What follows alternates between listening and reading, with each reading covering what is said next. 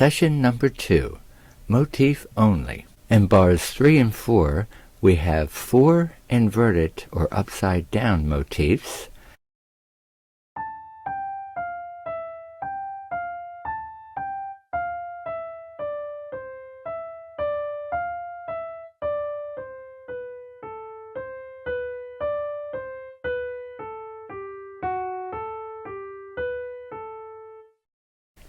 and 3 retrograde or backwards and overlapping motifs.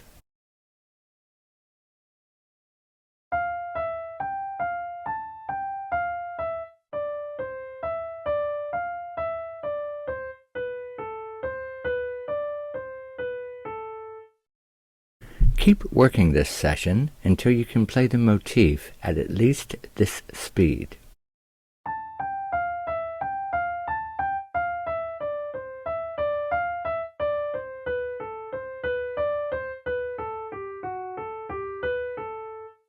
When you're comfortable playing the motif at this speed, play along with this last clip that includes the missing notes. I'll count to 4 and then go. Ready?